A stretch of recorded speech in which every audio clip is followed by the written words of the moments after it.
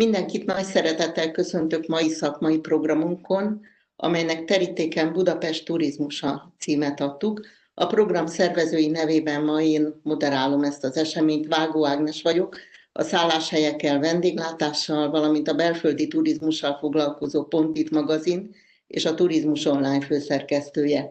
Kiadónk az a hazai összes szakmai területet magában foglaló cég, a PPH Média, amelynek keretén belül szerveztük ezt a mai programot.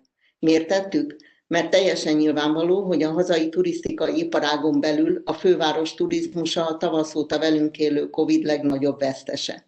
Miután az ismételt korlátozások óta a szakmai szereplői közül szinte mindenki gyakorlatilag kénytelen szüneteltetni a szolgáltatását, ezért úgy gondoltuk, hogy bár igazi megoldást jelentő vakcinával nem rendelkezünk, azonban a fővárosért felelős egyik fontos szakembert felkérjük arra, hogy válaszoljon azokra a kérdésekre, amiket most a szakma felvet, és amit fontosnak tart. Fajsz Csaba, a november 1-ével Budapest Brand Non-Profit Zrt. Vezérigazgatója első szóra elvállalta, hogy válaszol mindazon kérdésekre, amelyeket a szakma most a közvetítésünkkel feltesz ebben a programban. Óriási volt különben a meghirdetett programunk iránt az érdeklődés, több mint 150 résztvevő regisztrált, és több mint 60 kérdés alapján állítottuk össze a mai programunk szakmai kérdések oldalát. Még annyit szeretnék elmondani ezzel kapcsolatban, hogy szintén első szóra velünk tart a mai programunkon a Német Turisztikai Hivatal, DCT magyarországi képviselete Ceissing Miklós vezetésével, aki a két részre osztott kérdések-válaszok között szólal majd meg élőben, és mutatja be, Németország mit tett, és mit tesz a Covid alatt a bajba jutott ottani turisztikai szakma megsegítéséért. Most tehát először Fajsz Csabáé a szó, kérem pár szóban mondd el, honnan vezetett az utad addig, hogy november 1-től egy újonnan alakult, Budapesten foglalkozó cég élére kerültél. Köszönöm szépen a meghívást, hogy ilyen sok résztvevő van, és ilyen nagy volt az érdeklődés. Igen, egy kicsit messzebbről kezdem. Az iparban járatosak pontosan tudják, hogy ez a szervezet, ami most megalakult, ez korábban a Budapesti Fesztivál és Turisztikai Központ, illetőleg a Budapesti Városarculati Non-Profit Kft. Utódjaként jött létre. Ez a BFTK esetében kifejezetten régmúltra visszatekintő cég, a BVA azonban egy kicsit fiatalabb. És amikor körülbelül egy évvel ezelőtt megpályáztam a BVA vezetését, majd pedig a BFTK-jét, akkor azt vettem észre, hogy ez a két szervezet nagyon sok szempontból hasonló dolgokat csinál. Nagyon leegyszerűsítve dolgokat szervez. Legyen az egy tavaszi fesztivál, legyen az egy Duna-átúszás, vagy egy Pünkösdi Királyság, ez abból a szempontból, hogy megvalósítóként milyen feladatokat kell megoldani, hasonló típusú rendezvények. Tehát adódott egy gazdasági racionalitás, hogy érdemes lenne ezt a két hasonló tevékenységet végző szervezetet egy fedél alá hozni, de amennél sokkal fontosabb volt, hogy messziről nézve a két szervezet között a különbség az volt, hogy a városarculati cég inkább az itt élőknek szervezett kisebb léptékű programokat, mint például a már említett Pünkösdi Királyság, míg a BFTK az ide látogatóknak próbált élményeket adni, tavaszi fesztivál, vagy akár a Vörösmarty téri karácsonyi vásár, vagy konkrétan turisztikai termék formájában, mint a Budapest kártya. És azt láttam, hogy az én felfogásomban, ugye én alapvetően egy brand szakemberként érkeztem ebbe a pozícióba, nagyon régen televíziós újságíróként dolgoztam, utána pedig a Prezi nemzetközi kommunikációját építettem, és a Prezit sikerült fölépíteni egy olyan Magyarországon induló márkává, ami mára tulajdonképpen a világ egyik legismertebb magyar kötődésű márkája lett. És azt láttam, hogy két dolgot nem bír el egy márka. Egyrészt azt, hogyha az csak kommunikációban ölt testet, és nincsen mögötte valódi tartalom, legyen az élmény, vagy bármi egyéb. Illetőleg, hogyha egy márkáról túl sok mindent akarunk egyszerre elmesélni. És az én fejemben az, aki Budapestre látogat, akár csak egy pár napra, vagy Budapesten él, az budapesti. Az a Angliából jövő legénybúcsús ember, vagy ugyanúgy budapesti kell, hogy legyen arra a pár napra, amíg itt van, mint az egyébként ide született és itt élő városlakó is. Ez egyébként azért is nagyon fontos, mert ha így bánunk velük, és ők is kicsit így tekintenek magukra, akkor már az elképzelésem szerint sokkal jobban fognak vigyázni arra a területre, ahol vannak, kevesebb lesz velük a gond. És ha már a bullying ilyen érintőlegesen felmerült, akkor pont az mutatja meg, hogy ha egy városról kétféle dolgot próbálunk egyszerre megmutatni, az hosszú távon nem lesz fenntartható. A buli negyedet imádják az ide látogatók, egy elképesztő jó élményt nyújt azoknak, akik 72 órát itt vannak, és utána elmennek. Viszont akik ott laknak, ők azt mondják, hogy ez egy élhetetlen negyed lett itt lakni. És ez hosszú távon, bár úgy tűnik, hogy azt mondhatnánk, hogy oké, akkor menjenek a turisták, ami egyébként a város közepén szerintem nem egy megvalósítható dolog, hogy ilyen nagy helyre úgymond kivonulnak az itt élők, de ami ennél sokkal fontosabb, hogyha az itt élők nem érzik a várost saját magukénak, nem érzik itt magukat jól, akkor előbb-utóbb ezt meg fogja érezni a turista is. Meg fogja érezni, mert amiképpen egyébként történt, a polgármester adminisztratív lépéseket fog hozni az ott lévő vendéglátóipari helyekkel szemben, hiszen ő azért lett megválasztva, arra hivatott, hogy ez ott élők érdekeit képviselje. Ez ugye már rombolja, vagy rombolhatja az ide látogatók élményét. De az, hogyha őket folyamatosan igazoltatják a rendőrök, zaklatják a közterületesek, beszólnak nekik a lakók, az összélmény, amit itt kapnak, ebből a frusztrációból fakadóan rossz, akkor az itt tartózkodásuk sem lesz egy jó élmény, ezért nem fognak ide jönni. Tehát hosszú távon mindenképpen érdemes ezt a két törekvést, ezt a két szempontot harmóniába hozni, de és pont ezért gondoltam azt, hogy érdemes ezt a két céget egy fedél alá hozni, hogy olyan élményt, olyan városfelépítést, olyan turisztikai stratégiát tudjunk adni a városnak, amit az itt élők is szeretnek, és jól tudják magukat érezni benne, és az ide látogatók is, mert szerintem ez a hosszú távú felmaradásnak a titka. Rengeteg kérdés van, és az első tömb, amit összeállítottunk, az pont erről fog szólni, úgyhogy ezt kell majd kicsit részletesebben kifejtened szerintem. Egy budapesti 5 csillagos szállodalánctól érkezett a kérdés, pontosan milyen Budapest márkát terveznek, hová pozícionálják Budapestet az európai desztinációk versenyében? Ugye most folyik a turisztikai stratégia. Ez egy régi adósságunk, 2006 óta nem készült ilyen átfogó stratégia. Illetve ezzel párhuzamosan elkezdtünk egy város márkakutatást még a nyár folyamán, hogy az itt élők mit szeretnek, mit mutatnának meg a városból, mik azok az irányok, amilyen irányba mennének. Ugye az biztos, hogy ha már 5 csillagos szálloda, hogy én hiába mondom azt, hogy azt szeretném, hogyha az 5 csillagos szállodák lennének tele vendégekkel, sőt, 2-szeres szobáron, és akkor elég lenne, ha nem tudom, évi 500 000 vendég jönne Budapestre, mert eltartaná az egész szektort. Ez ugye nem fog megtörténni. Amit mi tudunk tenni, hogy abból a jelenleg Budapesten nagyon szívesen tartózkodó turista csoportból, akik azért elsősorban most látjuk csak igazán, ugye a diszkont légitársaságok megállásával mennyire elapadt a ideérkező turisták forrása. Tehát, hogy ő melléjük felvegyünk egy kicsit magasabb költésű, magasabb kultúrára kíváncsi, magasabban pozícionált turista csoportot, hogy ők is esetleg eljöjjenek a városba, de ezt csak szépen lassan lépésről lépésre tudjuk megtenni.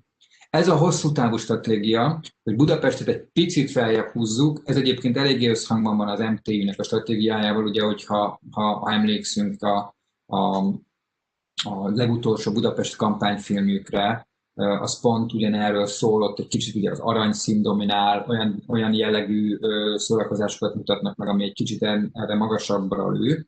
Tehát ebben egyébként mi egyetértünk, hogy érdemes feléjük szólni.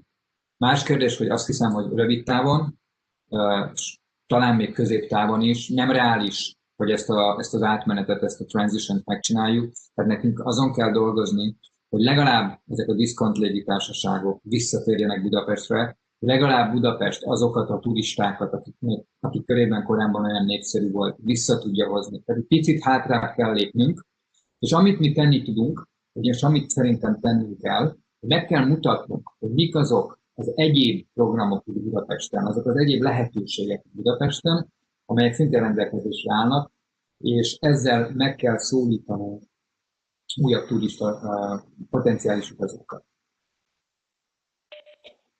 Egy szállodai tanácsadó cégtől érkezett a kérdés. Hallasz engem különben? Jó. Hogy tervezik elérni, hogy a Budapest brand széles körben elterjedjen, és azt, hogy a brand mindenki számára ugyanazt jelent? Igen, hát ez a legnehezebb kérdés, hogy hogyan tudjuk ezt a Budapest márkát minél jobban megvalósítani, megmutatni. Ezt első lépésként egy kommunikációs feladatként tekintem, elkezdtük az ezzel kapcsolatos munkát. Ha valaki azt felmegy az énbudapesten.hu oldalra, akkor azt látja, hogy ott egy korábbi statikus, egész egyszerűen a BV által működtetett programok helyett tulajdonképpen egy újságot, a Budapestiek kezdőlapját kezdtük elépíteni. Ez a munka, ez egyébként nagyon szépen halad, látszik, hogy egyre népszerűbb ez az oldal, és itt szeretnénk megmutatni az itt élőknek és a magyaroknak, vagy a nyelv miatt van ez a leszűkítés, azt, hogy Budapesten mennyi minden érdekesség van. Ebben benne vannak az utcák történetei, hétvégi programajánló, viták a városról, hogyan használjuk azoknak a tereit, hova, mit építsünk, mit hozzunk létre. Tehát, hogy ezt a csatornát szeretnénk egyfelől interaktívrabbá tenni, másfelől megmutatni azt a sok színűséget, amit van a városban. Ugyanúgy megújítottuk a Budapest Info oldalunkat, ami próbál, és ezzel még nem vagyunk kész, gondolom, majd fogunk róla beszélni, mikor számítunk az újraindulásra, szeretnénk ezt az oldalt, amikor majd az érdemi újraindulás elkészül, teljesen átalakított formában, sokkal inkább egy ilyen az utazóknak valódi segítséget, információbázist adó honlapá fejleszteni, hogy ő, amikor ideérkezik Budapestre, akkor már legyen egy fogalma a városról, tudja, hogy milyen típusú dolgokat keres. És nyilván azokkal a kampányokkal, amiket döntően az MTI finanszíroz külföldön, azokban a kampányokban is hasonló képet kell Budapestről mesélni, mint amit mi mesélünk magunkról Budapesti Turisztikai Szervezetként.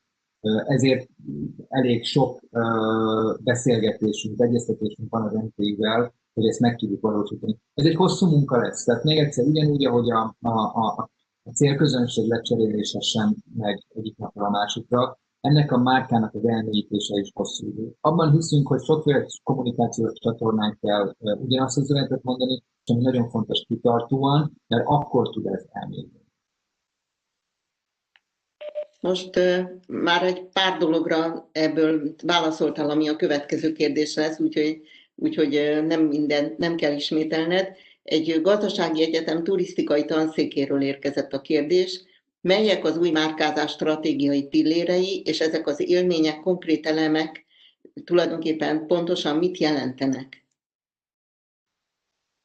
Annak a márka nyáron három pillére látszik kirajzolódni.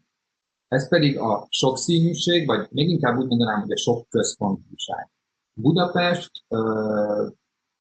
és ez nagyon kapcsolódik a turisztikai stratégiákhoz általában, Budapest nagyon szűk térben, nagyon szűk részét nyitotta meg egyelőre a turisták előtt. Ugye az első kerület, az 5. kerület az, ami nyilván a Airbnb tekintve a 6., az ott a belváros körül lévő területek, vagy maga a belváros, az, ahol a turisták nagy számban vannak jelen, egyébként már 19-ben az overtourism határára sodorva Budapestet, és emiatt oda koncentrálódik ennek minden jó, bevétel, üzletindítás, stb. És rossz, zsúfoltság, kosz, zaj, stb.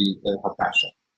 A mi stratégiánk azonban az, hogy megpróbáljuk ezt a tömeget szétteríteni a városban. A tömegnek mutassuk meg a Római partot, mutassuk meg Naplástavat, mutassuk meg a Budafoki pincesort, mutassuk meg a Normafát, mindazokat az egyébként nem feltétlenül városi asszociáció, tehát ha arra gondolok, hogy meglátogatjuk egy várost, akkor nem biztos, hogy főváros, egy metropolis, akkor nem biztos, hogy a római park élménye jut eszünkbe. Ez egyébként egy nagyon nagy versenyelőny is. Tehát azt szeretnénk megmutatni, hogy Budapesten nagyon sok, talán a sokszínűség helyett ebben a jelentésben a sok központúság, egy picit pontosabb szó, hogy ennek a városnak nagyon sok központja van, nagyon sok érdekes arca van, és ez nagyon jól tud kapcsolódni a második pillérhez, a biztonsághoz.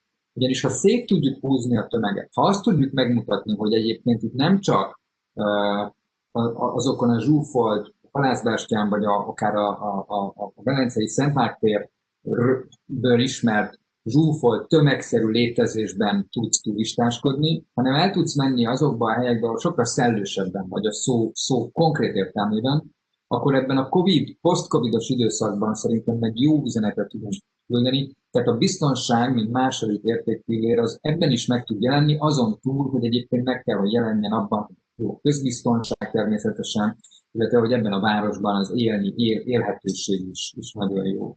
És a harmadik érték az pedig a fenntarthatóság, ami nyilván abból a szempontból egy nagyon fontos hívószó, hogy a fővárosi vezetés ebben nagyon hisz, de nagyon fontos azt is látni, hogy ezt keresik most a turisták. Tehát ezt a fajta értékválasztást, ezt honorálják. Tehát a városnak ebben egyébként van adóssága, van elmaradása, de ha ezt be tudjuk emelni abba az értékajánlatba, amit meg szeretnénk mutatni, az versenyelőnyt tud adni ennek a fővárosnak, és megint csak nagyon jól kapcsolódhat ehhez az előző két értékhez, hogy a fenntarthatóságban benne vannak azok a zöld desztinációk, amik itt vannak a fővárosban, a már akár említett Normafa, vagy a barlangok, vagy a Naplástó, vagy akár a Kopaszigát, tehát mindazok a helyek, ahol egyébként egy ilyen zöld megközelítéssel tudunk kikapcsolódni, és olyan típusú aktivitásokat tudunk keresni, ami beleillik ebbe az értékbe. Tehát erre a három pillére szeretnénk fölépíteni Budapest következő márkáját, és azt szeretnénk minél több csatornán keresztül,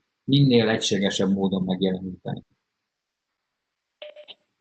Sajnos még nem vagyunk a post-Covid időszakban, úgyhogy még a Covid-ban vagyunk vastagon. Egy izgalmas kérdés jött Ausztriából, a turizmus területén dolgozó szakembertől. Sokak szerint a desztinációs menedzsment jövője a hálózati együttműködés. Tervez-e a Budapest brand más nagyvárosokkal közös élménycsomagokat, gondolom itt Prágára és Bécsre gondol elsősorban a kérdező, és a közös termékeket kidolgozni, illetve bevezetni tervezitek-e a turisztikai piacon, a nemzetközi turisztikai piacon?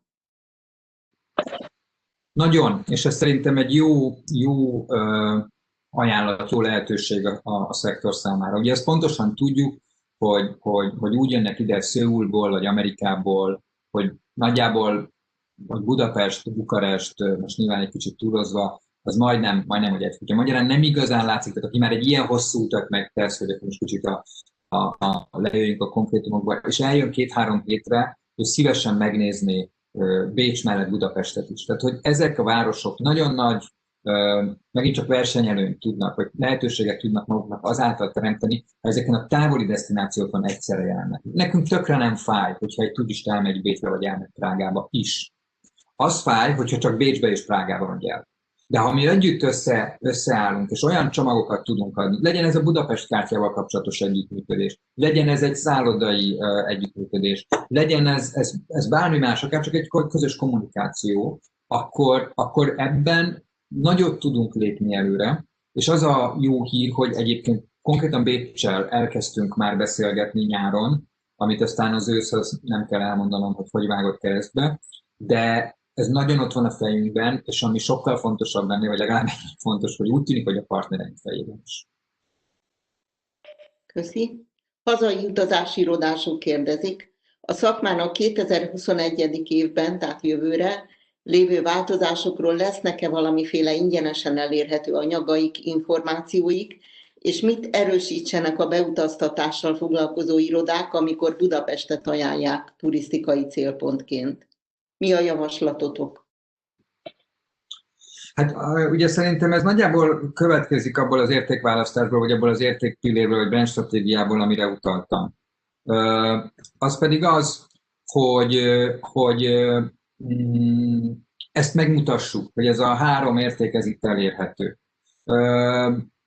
Tehát én szerintem alapvetően ebben kell gondolkodni, és abban is lehet, hogy hogyan tudják Budapestet összekötni más belföldi régiókkal. Például mondjuk hogyan tudják értékesíteni egyszerre a Mátra kártyát, a Budapest kártyát, tehát hogy megint csak egy kicsit komplexebb élménycsomagban gondolkodva. Egyébként a Mabeusszal folyamatos kapcsolatban vagyunk, és úgymond segítjük egymást, hogy mit tudnánk erre a helyzetre kitalálni. Nyilván a kulcs a beutazók. Nagyon fontos, hogy egységesen lépjünk föl, és egységesen mutassuk meg, hogy például biztonságos már Magyarországra utazni, azon belül Budapestre utazni. Hogy aki idejön, hogy milyen típusú szolgáltatásokat tud kapni, Ezek azok az alap, hogy mondjam, dolgok, ami azt hiszem, hogy a következő időszak az ilyen értelemben újra az alapozásról fog szólni, hogy megépítsük azt a bizalmat, hogy először is utazni lehet, másodszor, hogy Magyarországra utazni lehet. De nagyon fontos, ha már a beutaztatókról, vagy ha már konkrétan a piacról jött kérdés, hogy mi nagyon nyitottak vagyunk a szakma kérdéseire. Ugye Neustadt Dani, aki a turisztikai divízió vezetőnk szintén november 1-ével, ő maga is a piacról érkezett. Ugye a Hungest Hotelsnél volt 15 éven keresztül, szállodát vezetett Ausztriában, a montenegrói szállodaigazgató tanácsában benne volt. Tehát van egy nemzetközi tapasztalata, van egy nagyon erős piaci tapasztalata, és ezeket azért is szerettem volna, hogy ő csatlakozzon hozzánk, hogy ezeket a piaci reflexeket, ezeket a gondolkodásokat ezt a gondolkodást hozzuk be. És hogyha bárkinek van javaslata vagy ötlete, keressen meg minket, valósítsuk meg együtt, próbáljunk meg együtt kijönni ebből a helyzetből.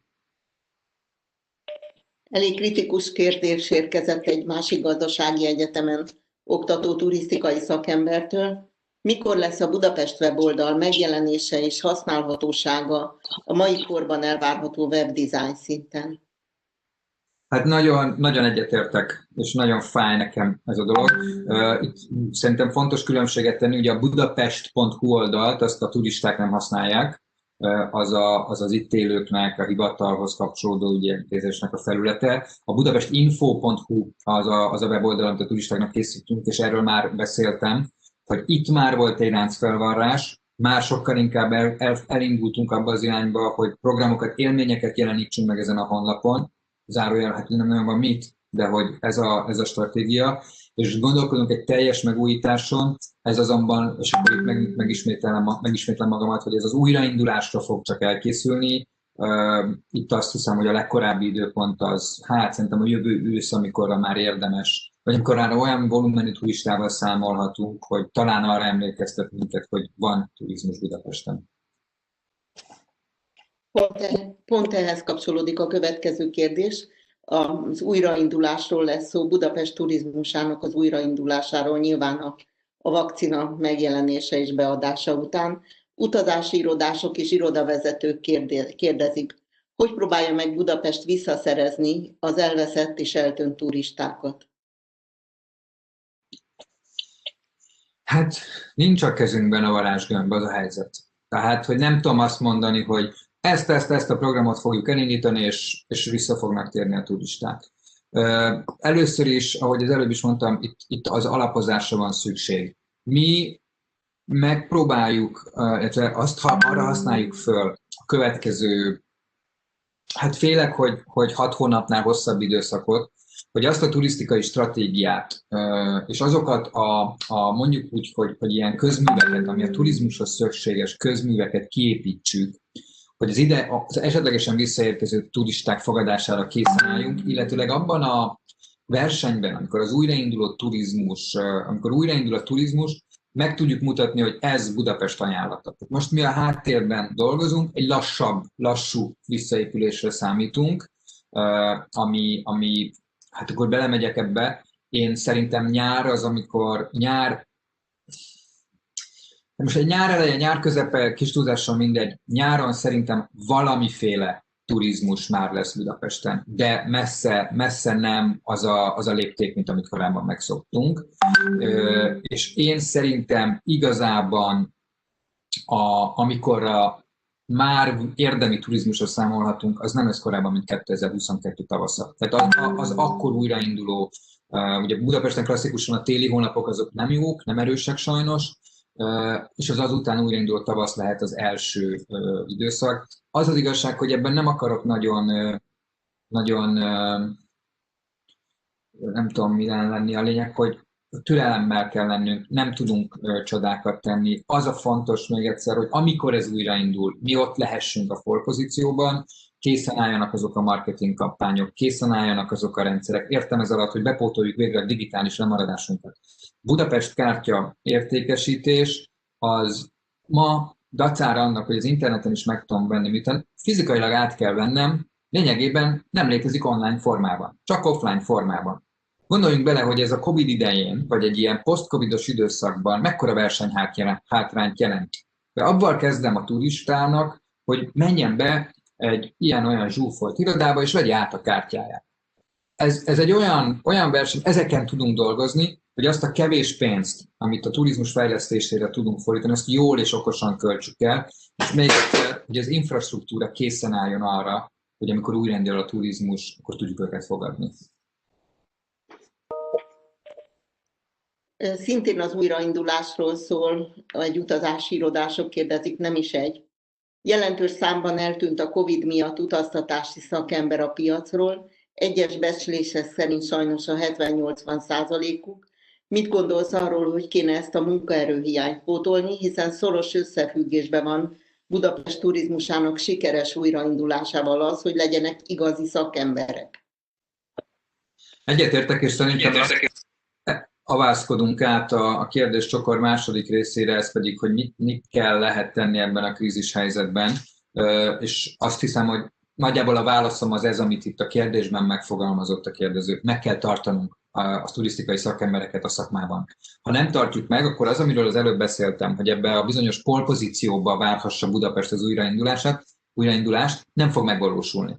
Tehát, hogyha hagyjuk, hogy ezek az emberek elmenjenek más szektorba dolgozni, akkor pont ez a tudás, ez fájóan fog hiányozni. Úgyhogy szerintem, amit most tenni kell, és ez bizony nem fővárosi feladat, és nem akarok mutogatni a kormányra, vagy szerintem ne arról beszéljünk, hogy hát mi mindent nem tud Budapest megcsinálni, de ebben nincsen igazi lehetősége a fővárosnak. Itt én szerintem nagyon jó irány volt az élelmiszerkiszállítás 5%-os, az áfájának az 5%-ra csökkentése. De muszáj, hogy legyenek konkrét munkahely megtartó intézkedések is, hiszen el fognak menni ezek az emberek, ugye? De aztán nem kell itt elmagyaráznom, hogy praktikusan március óta azok, akik eddig nem küldték el a dolgozóikat, március óta tartják őket úgy payrollon, hogy nincsen valójában bevétel. És miután ez a tél nyilván ősz az nem reális, a tél az nem lesz, és több mint egy éven keresztül kell finanszírozni. Nincs az a vállalkozás, amelyik ezt meg tudja tenni, és azt látjuk, hogy ez történik Prágában, ez történik Szlovéniában, hogy a kormányok egész egyszerűen felismerve azt a helyzetet, hogy meg kell az úgymond most, hogy képletesen élve a aranytojás tojótyúkot érdemes nem levágni, ezért ők adnak érdemi támogatást, változtatnak a szabályokon, lásd járulékcsökkentés, ami megint nagyon-nagyon indokolt lenne, sőt már valószínűleg késő is, hogy újrainduljon. Ezek lennének a kritikus elemek. Beutaztató utazási irodás, kérdezi irodavezető, tervez-e a Budapest Brand workshopokat külföldön, és ha igen, részt vehetnek-e rajtuk vajon hazai beutaztató irodák képviselői? A rövid válaszom, hogy igen, tervezünk. Ezzel is egy picit várnánk még, pont azért, amit az előbb mondtam, hogy én azt hiszem, hogy ennek az ideje tavasszal van. Tehát tavasszal lesz az első olyan alkalom, amikor már érdemes ilyen típusú dolgokat megcsinálni, ami nincs messze. Tehát ez azt jelenti, hogy nekünk már ennek a szervezésével kell foglalkoznunk. A jó hír, hogy foglalkozunk is. Hiszünk ebben az eszközben, látjuk kifejezetten, hogy a beutaztató irodák azok, akiket partnerként kell, vagy partnerként tudunk tekinteni abba, hogy ezt újraindítsuk, ezt a turizmust, úgyhogy a rövid válaszom, hogy igen, tervezünk. Tavaszhoz kapcsolódik, amilyet az előbb említettél, a következő kérdés szintén utazási irodától. Mi a helyzet a 2021. évi Budapesti Tavaszi Fesztivállal? Hát, ez egy nagyon jó kérdés. Nem merek semmit mondani. A 2020-as tavaszi fesztivált 4 nappal az indulás előtt kellett lemondani. Ahhoz, hogy ebben bátrabbak legyünk, kicsit többet kellene tudnunk arról, hogy mi vár ránk.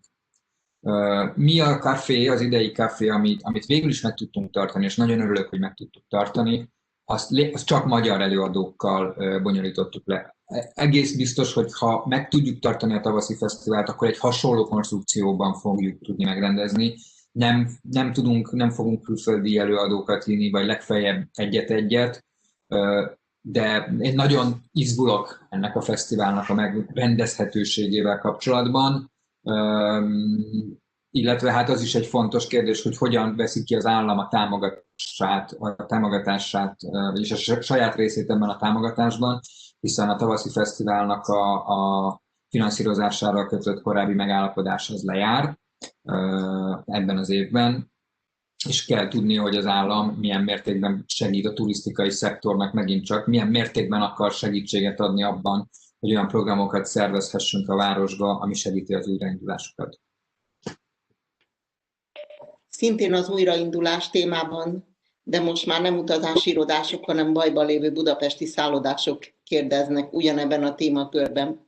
A Covid előtti időszakban Budapest nemzetközi turizmusában, ahogy te is említetted, a buli turizmus volt domináns.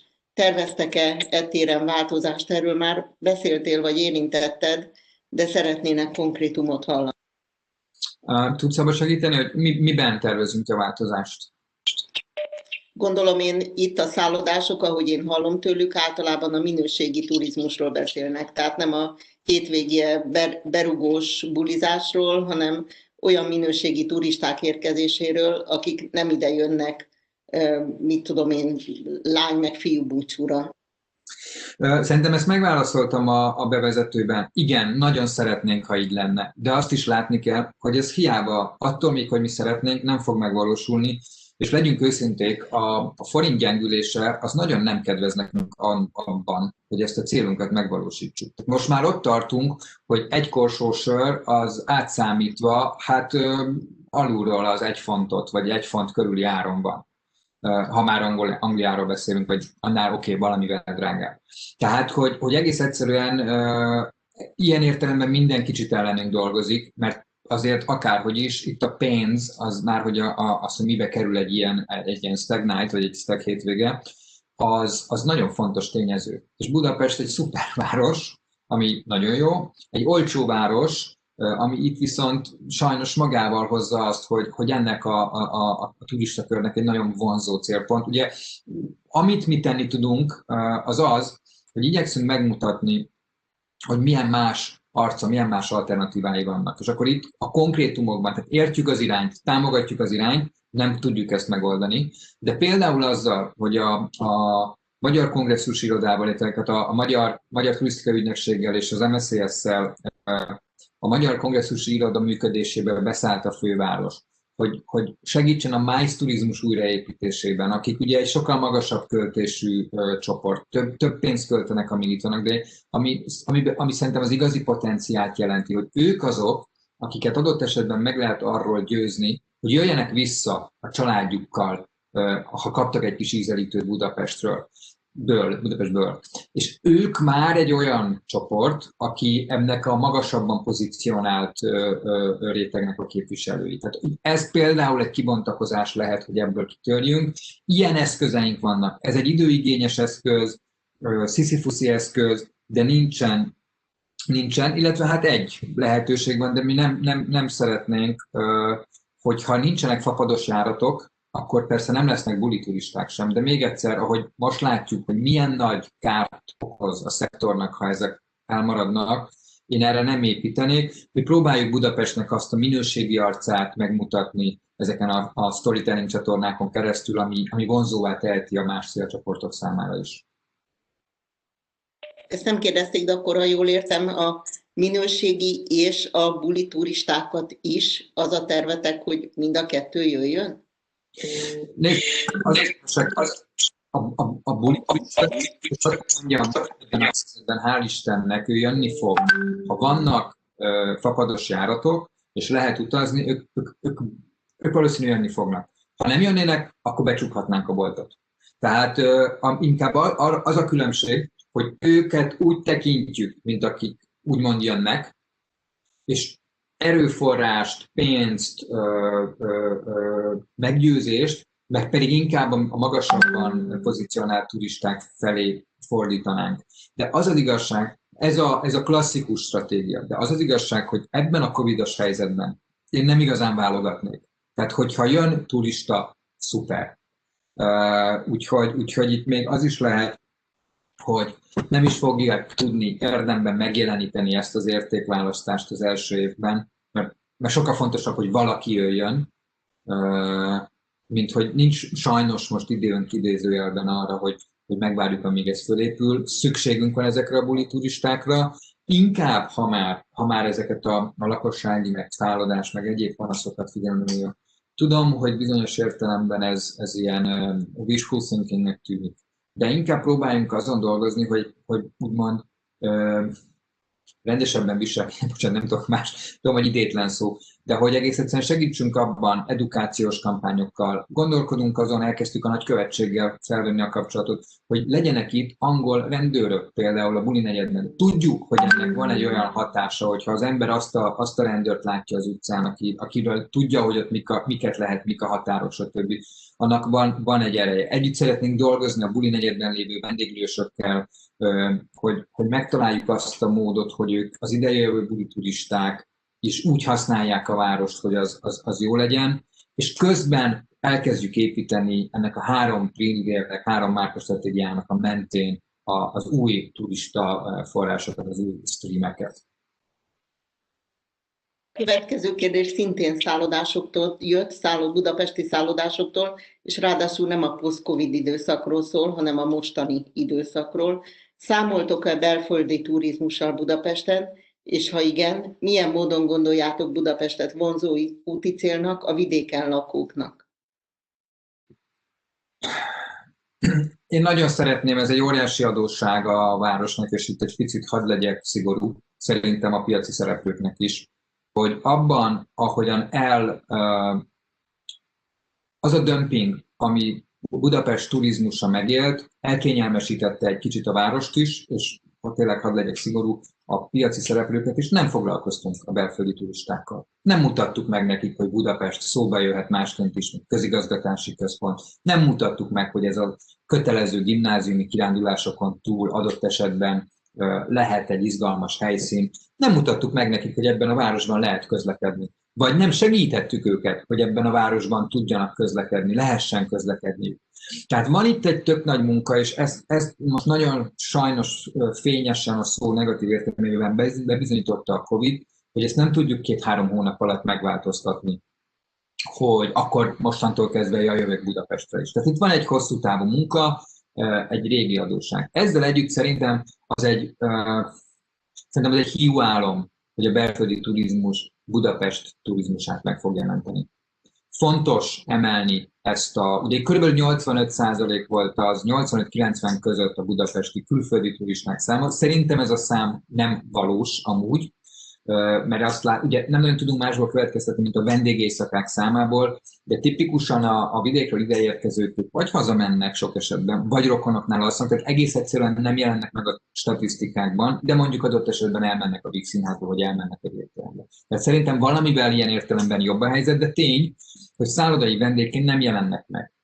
És az a 14, nem tudom hány százalék, ez is azért részben business utazó volt, tehát akik munkaügyben jöttek föl, adott esetben egy volánbuszos képzés, hiszen ők megjelennek már a vendégészakáknak.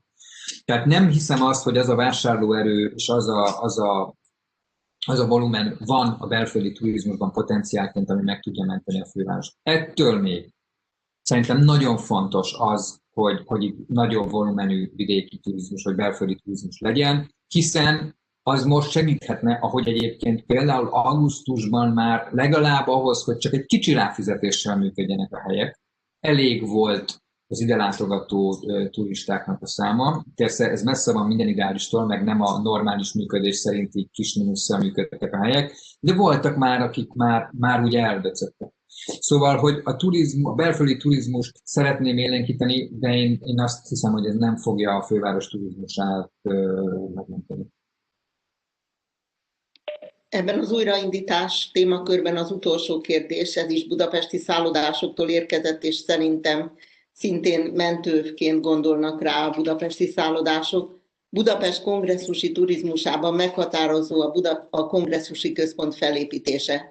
Hol tart most ez a projekt? Mit tudtok róla mondani? Itt folyamatosan kapcsolatban vagyunk a Hungexpo-val, Gancer Gáborral.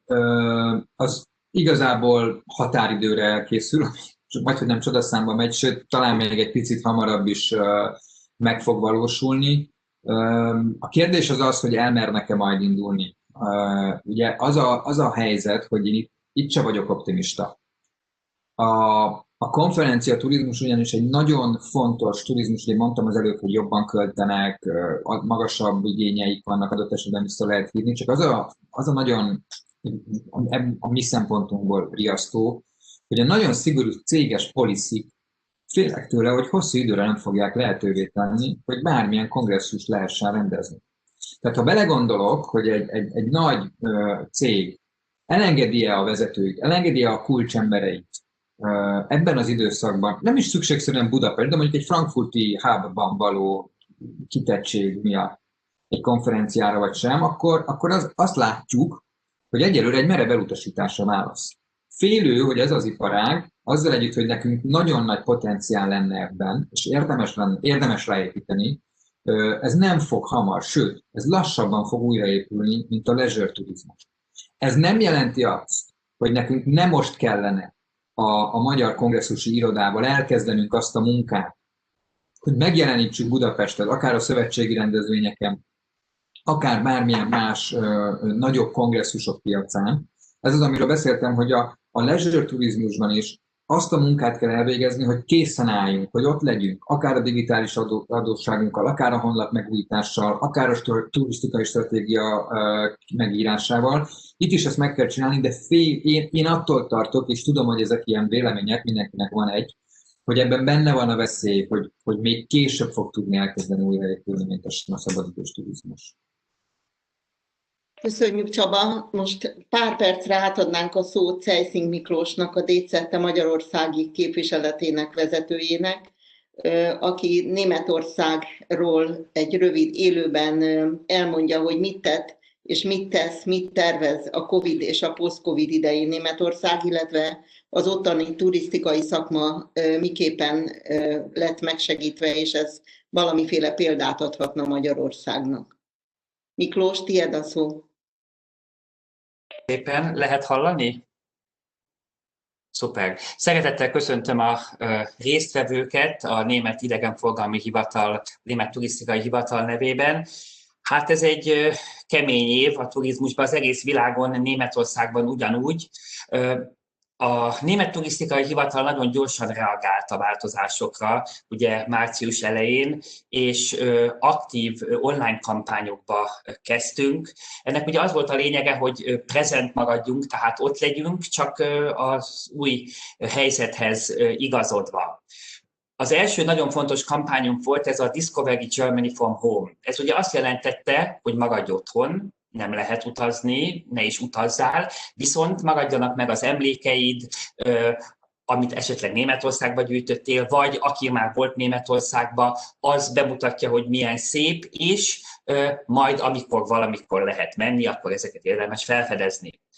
Amikor ugye úgy nézett ki, hogy normalizálódik a helyzet június, május, június, júliusban, akkor egy következő kampányunknak a neve az volt, hogy Germany Dreams Become Reality. Tehát azt jelenti, hogy az álmaink lassan majd megvalósulnak.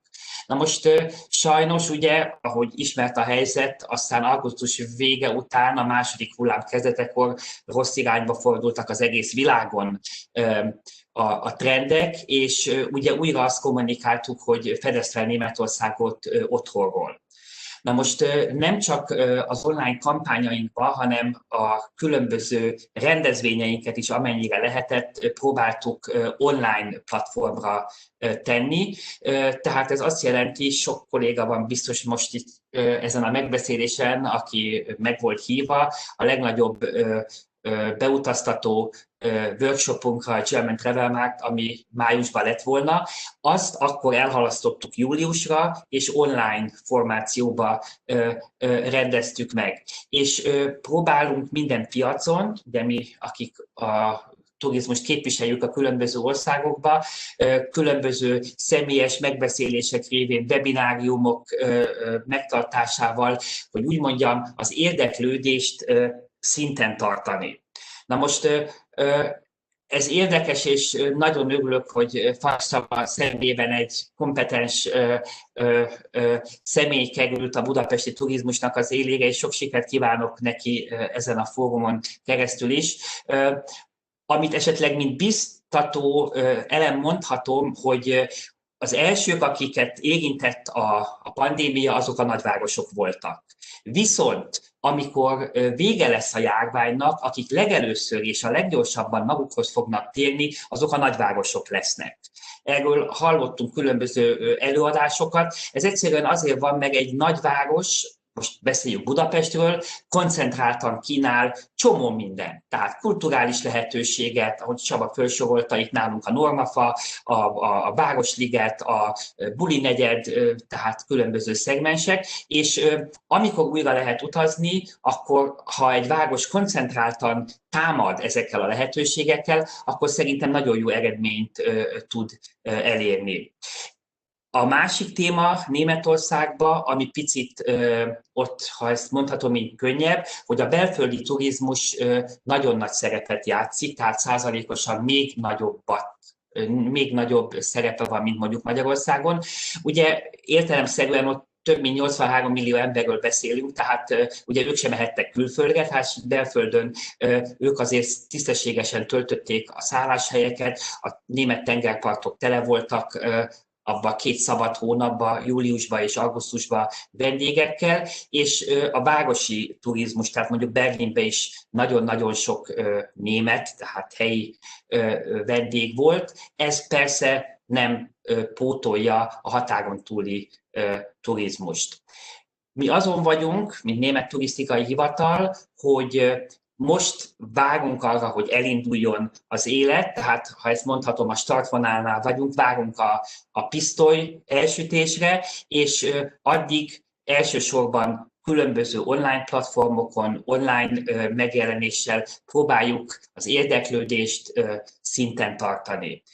Én remélem, hogy jövő ilyenkorra ez az állapot már csak egy rossz álom lesz. Az tény, hogy, és ez szintén a turizmus nagyokosai mondták, hogy a leisure turizmus az körülbelül 23 végére, és az üzleti turizmus az pedig 24 közepére fogja a 19-es szintet elérni. Reméljük, hogy addig kitart mindenki, és hát mindenkinek erőt kívánok, hogy ezt a kritikus időszakot túlélje. Köszönöm szépen. Köszönjük, Miklós, és annyit még szeretnék hozzáfűzni ezen a rendezvényen résztvevőknek, hogy amikor elküldtük a linket, akkor küldtünk a DCT-től egy klippet, egy bemutatkozó klippet, amit érdemes végignézni, már csak azért is, mert érdemes onnan esetleg ötleteket, illetve példát meríteni. Köszönjük szépen, hogy ezeket elmondtad nekünk. A következő Csabához fordulnék ismét, és nagyon kérlek valamire, Csaba, hogy amiket én most fogok elmondani neked kérdéseket, te is tudod pontosan, hogy mekkora bajban van a szakma, és én tudom, hogy a ti kezetek meg van kötve, de valamiféle lobby tevékenységet, segítséget, illetve ötleteket várnak tőletek. Úgyhogy kérlek ezeket a kérdéseket ilyen szemmel nézd, vagy ilyen füllel hallgass. Ez konkrét segítségnyújtásokról szól, amiről most kérdeznék. Utazási irodások budapesti idegenvezetők kérdései, illetve panasza, hogy kimaradtak eddig mindenféle kompenzációból, tudom, hogy ez nem a ti hibátok, segítségnyújtásból. Számíthatnak-e a beutaztató irodák és a szabadúszó budapesti idegenvezetők, hogy a Budapest brand valamilyen formán melléjük áll? Igen, és ezt köszönöm, hogy mondtad, úgyhogy nem is fogom többször elmondani, hogy igen, sajnos itt nagyon kevés az a lehetőség, ami nekünk van. Ami ezt a konkrét kérdést illeti, én magam írtam e-mailt, vagyis hát levelet, hivatalos levelet Gulyás Gergely miniszternek, hogy nagyon sok olyan szakmai szereplő nem került be még tavasszal az első körbe a mentőcsomagba, akik igenis indokolt lennének, hogy benne legyenek. Értve az idegenvezetőket, ez alatt a kézműveseket, és ugye hosszasan tudnánk sorolni a buszosoktól kezdve, hogy ki mindenki nem használhatta azokat a lehetőségeket, amiket a kormány adott, miközben sok esetben még csak nem is másodlagos, hanem konkrét primér szereplői a turizmusnak. Úgyhogy ebben az értelemben abszolút számíthatnak ránk. Mi már így is próbáljuk képviselni ezeket az érdekeket. Nagyon sajnálom, hogy ezt nem tudtuk kellő hatékonysággal, vagy nem tudtuk elég jól elmagyarázni a kormánynak, hogy ezeket az embereket sem szabad cserben hagyni. Szintén utazási irodások kérdezik, tudtok-e arról, hogy lesz-e utazási irodások esetében valamiféle bértámogatás? Nem tudok róla, és összességében, ahogy már utaltam rá, nagyon fontosnak tartanánk azt, hogy legyen valamiféle, ez lehet, hogy egy bértámogatás, én direkt úgy fogalmaztam, hogy munkahely megtartó, lehet ez másmilyen is, ilyen értelemben nagyon, ilyen értelemben ez teljesen a kormányra bíznám, hogy melyik eszközt választja, bár egyébként a Kurzarbeit az egy elég jól működő modell, és ugye nincs is messze tőlünk, de nagyon indokoltnak tartanám, hogy ez most újra, ez munkabértámogatás, vagy valamilyen más forma, az mindegy, de ahhoz, nem csak Budapest, de nyilván Budapestről beszélünk most, ahhoz, hogy a városnak, a turizmusának legyen esélye érdemben versenybe szállni, amikor ez újraindul. Ez kritikus. Azt kérdezik utazási irodások szintén ebben a témában, hogy túlélő hitelre szerintetek van-e ennek kialakítására valamilyen realitás?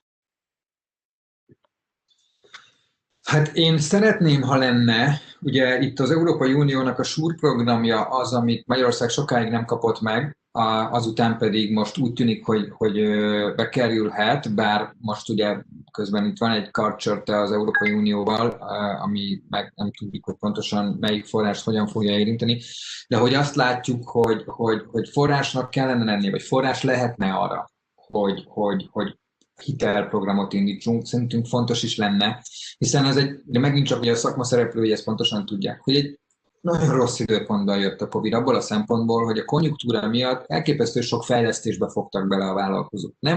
Nem azzal az anyagi erőtartalékkal fordultak rá erre a szezonra, ami mondjuk adott esetben egy óvatos vállalkozó esetében azt mondja, hogy jó, hát akkor ott van, teszem hozzá 13 havi tartalékot nem lehet félretenni bérekre, az nem egy vállalkozás. De hogy egész egyszerűen az a helyzet, hogy nagyon sokan azokban a fejlesztésekben tették a korábbi éveknek a hasznát, amiktől azt remélték, hogy segít Budapest turizmusának a minőségét megemelni.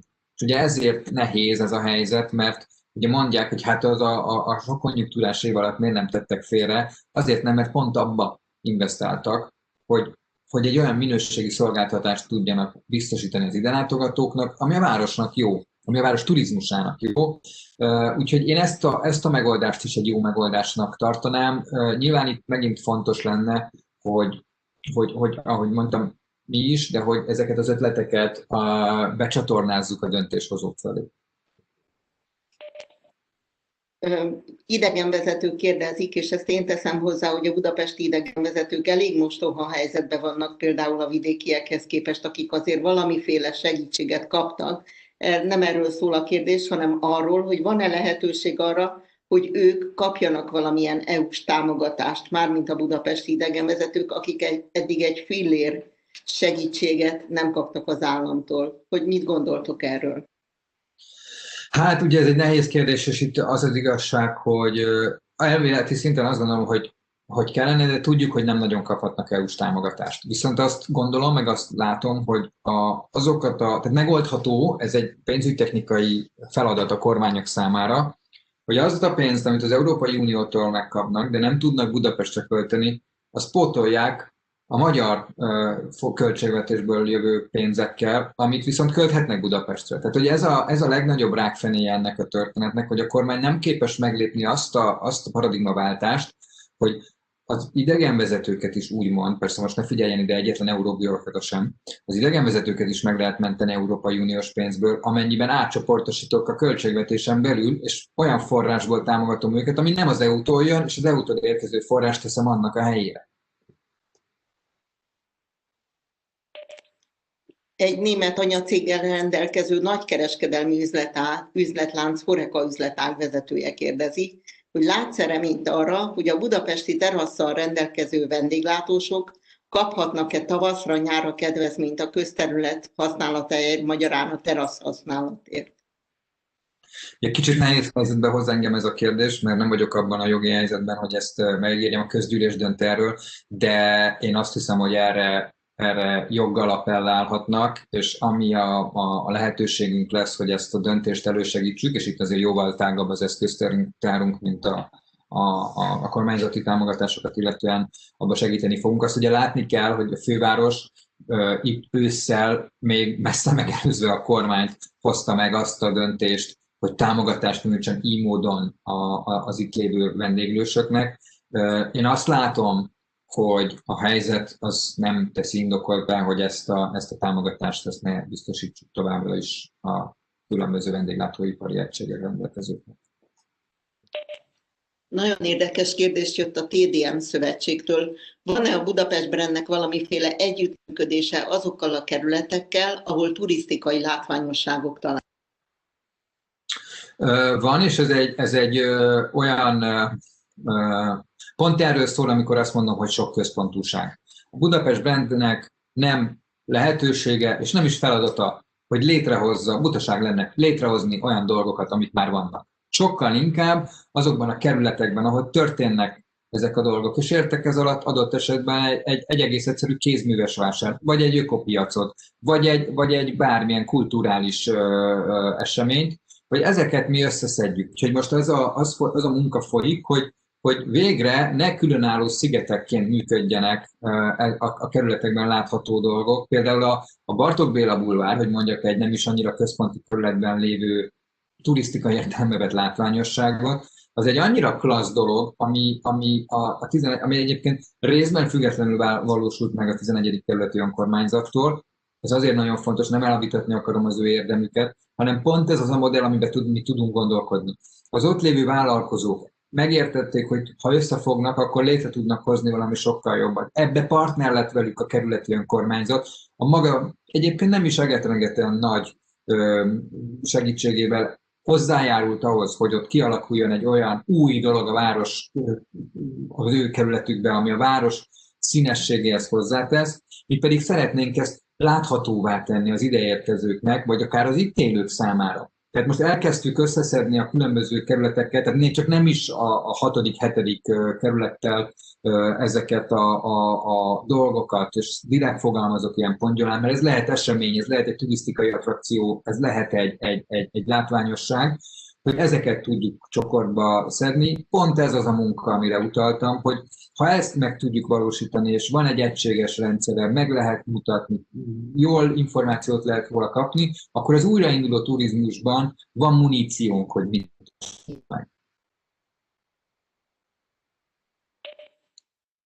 A következő kérdés nagyon szomorú és sajnos nagyon igaz. Egy egyéni vállalkozó népművész, kézműves kérdezi, illetve mondja, hogy ők, tehát ez a réteg sorra kimarad mindenféle állami támogatásból.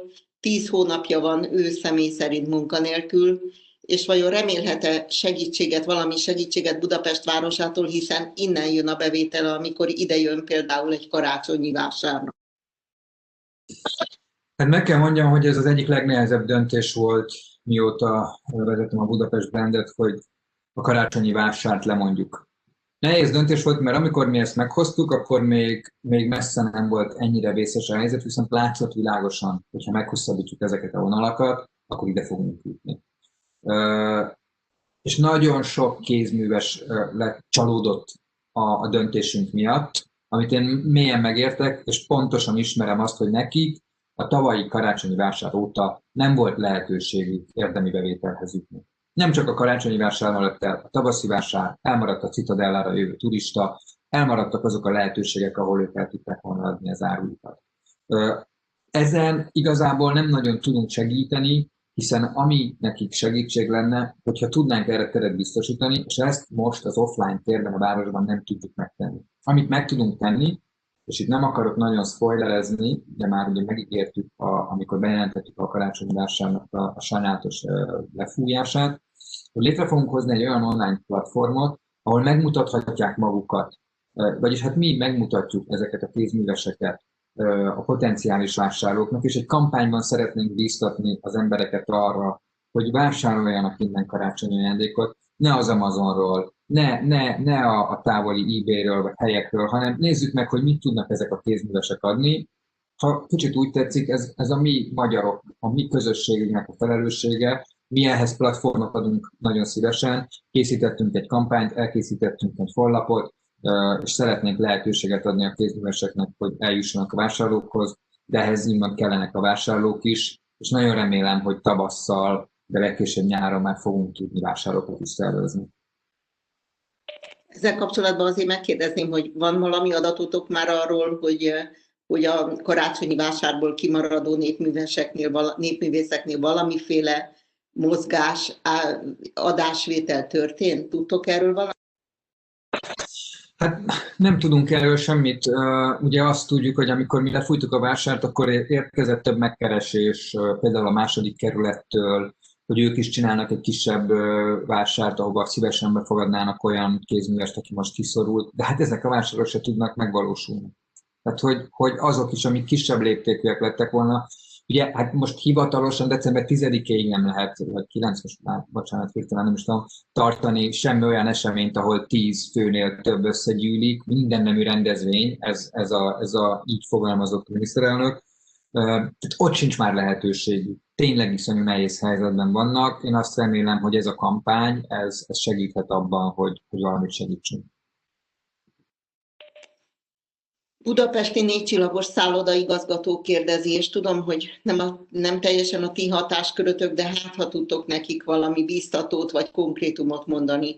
Lesz-e fővárosi szállodák részére konkrét állami anyagi támogatás? Hát most, Ági, szerinted lesz? Hát én tök értem. Én abban nagyon szeretnék partner vagy segítség lenni, hogy ezeket csatornázzuk a kormány felé. Nagyon jó a kapcsolatunk a szállodaszövetséggel. Amit a szállodák általában kapnak, ugye az, amit a miniszterelnök bejelentett, nem tudok ennél többet most mondani. Vagy hát nem tudok mondani. Több budapesti szállodát üzemeltető nagy cég tulajdonosa kérdezi, számíthatnak-e ők arra, hogy a bérleti díjakat mérsékli még az idén és a jövő év első felére vajon a főváros?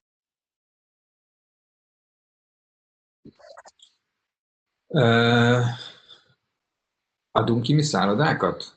Most bocsánat, mert...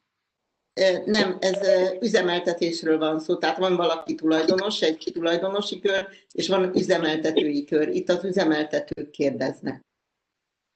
Én ezt értem, de az volt a kérdés, hogy a bérleti díjat a főváros ad-e kedvezményt. Én elég biztos vagyok benne, hogy ha csak nincs valami, de hogy fővárosi tulajdonban olyan szálloda, amit kiadtunk volna, hogy üzemeltessen nincs. Általánosságban ugye azt tudom mondani, hogy amit a terasz rendeletnél már elmondtam, vagy hát a terasz díj mérsékléssel kapcsolatban, a főváros, ami nagyon kevés eszköze van, próbálja megadni a vállalkozóknak.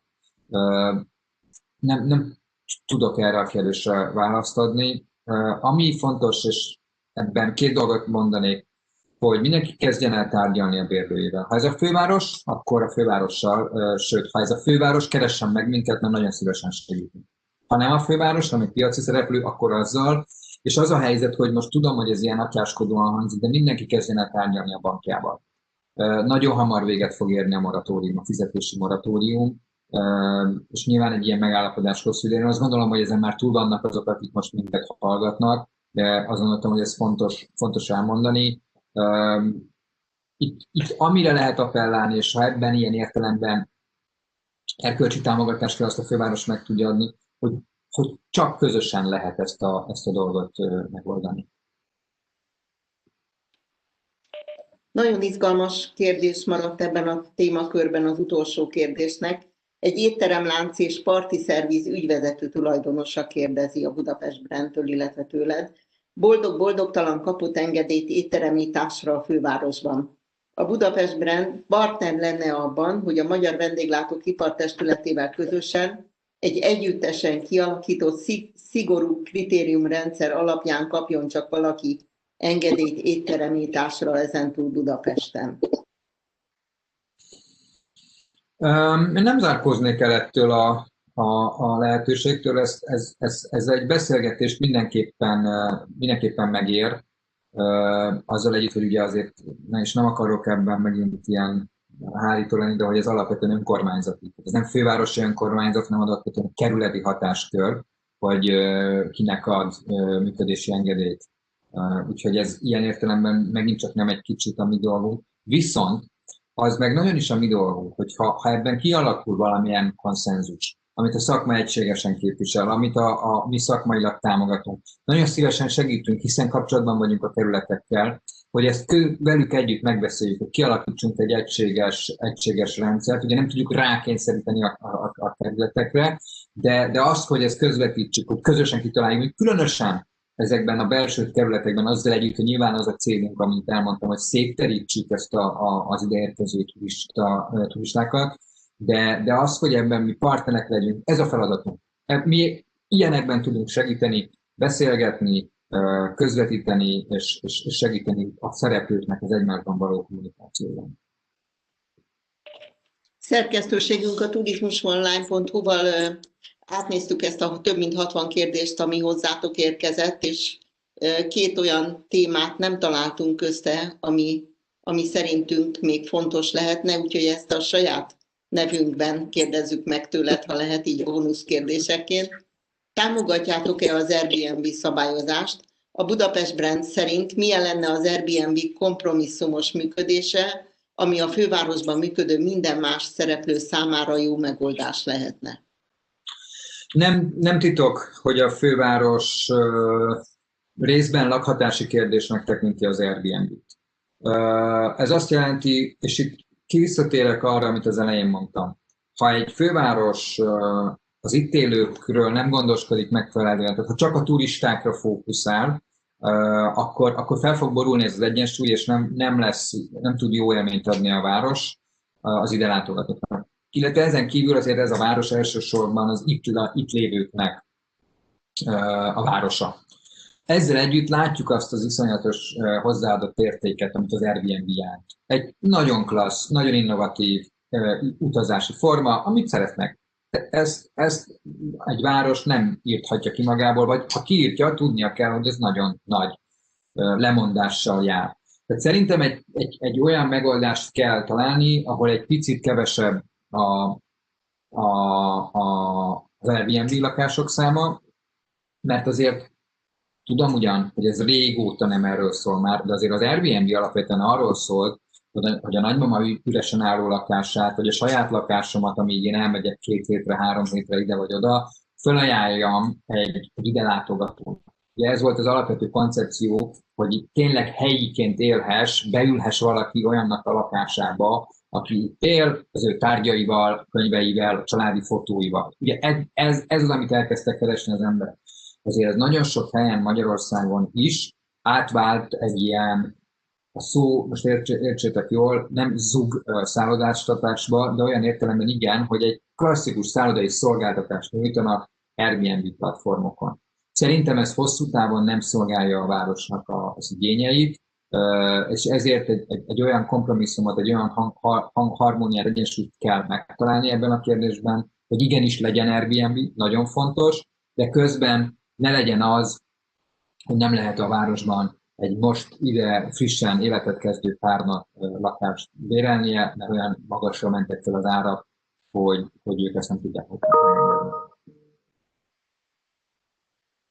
És mielőtt felteszem a mi saját utolsó kérdésünket, ezért szeretném jelezni a velünk lévőknek, hogy továbbra is itt van velünk élőben Cejszín Miklós, tehát hogyha valaki Németországgal, vagy az azzal kapcsolatban, amit ő elmondott, szeretne tőle élőbe kérdezni, erre a programunk végén lehetőség van. És akkor Csaba, hozzád az utolsó kérdés lenne, ez is a Turizmus Online kérdése, a fővárosra is terjesszék ki a kisfaludi pályázatot, ezt nem mi mondtuk, hanem te még szeptemberben, és ezzel az állásponttal minden fővárosi szálláshely egyetért. Hogy áll most?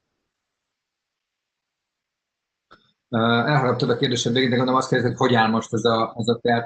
Nem látok ebben sajnos előrelépést, pedig a kisfaludi program az tipikusan az a program, amit az előbb említettem, hogy ez döntően nem EU-s forrásokat használ.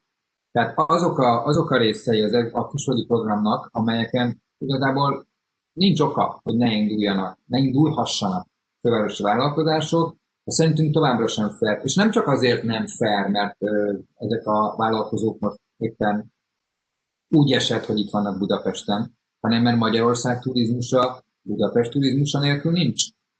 Tehát ha nincs Budapest, akkor nem lesz Hévízen sem külföldi turista, nem lesz Egerben sem külföldi turista, hiszen ők itt jönnek be szó szerint Budapesten értelemben az ország kapuja. Tehát kifejezetten indokoltnak tartanám ennek a szektornak, vagyis ennek a programnak a megnyitását a budapesti vállalkozások előtt is továbbra is.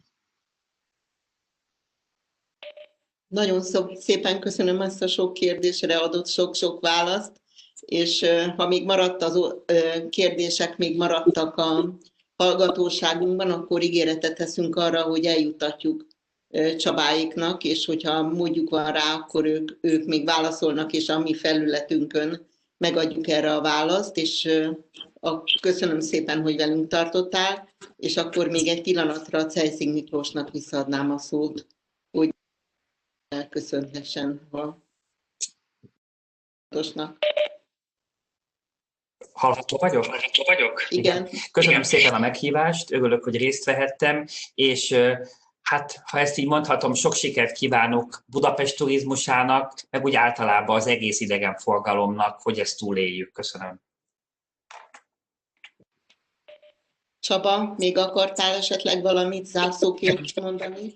Egyrészt nagyon szépen köszönöm a hívásotokat, és nagyon szépen köszönöm ezt én itt látom, nem tudom, hogy a többiek látják-e, hogy 100-110 ember hallgatta ezt a beszélgetést, ami kifejezetten egy megtisztelő szám és megtiszteltetésnek érzem, és remélem, hogy nem tűntek úgy a válaszaim, hogy minden elől ki akarok csasszézni, de egész egyszerűen sajnos a legtöbb ügy az valóban nem a mi ügyünk, nem vagyunk szabályozók.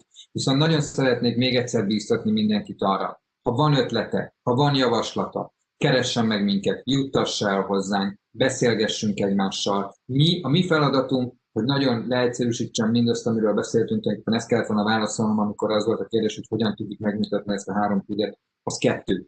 Hogy láthatóságot adjunk az itt lévő dolgoknak, és hogy együttműködéseket hozzunk létre különböző szereplők között. Ehhez az kell, hogy a szakmai szereplők keressenek minket, legyenek ott az ötletek a piacról, mondják el a gondjaikat, még akkor is, hogyha nem fogunk tudni segíteni egy csomóban ezekben, amikben egyébként ők pontosan tudják, hogy miben nem tudunk segíteni, de nem baj, világos, hogy ezek a csatornák, fórumok tök jók arra, hogy legalább hallható legyen, hogy mit szeretne a piac. Mi szeretnénk segíteni, és még egyszer mondom, a szervezetünk készen áll arra, hogy ezeket a szakmai beszélgetéseket folytassa. Teszem hozzá, szervezeti szinten, szakmai szövetség szinten ezeket természetesen visszük, kerületekkel visszük. Ezzel együtt, ha van a további ötlet, meg igény, akkor keressenek. Nekünk ez a munkánk, hogy ezeket próbáljuk meg okosan jól becsatornázni. Nagyon szépen köszönjük a részvételt, és nagyon köszönjük a hallgatóságnak a sok-sok kérdést, és nagyon-nagyon szeretnénk, hogyha nem ilyen alkalommal találkoznánk, de hogyha ez sokáig tart, akkor természetesen megtaláljuk a módját, hogy folytatódjon ez a program továbbra is. Nagyon szépen köszönjük mindenkinek, hogy itt volt, és kitartást kívánunk ebben a nehéz időszakban.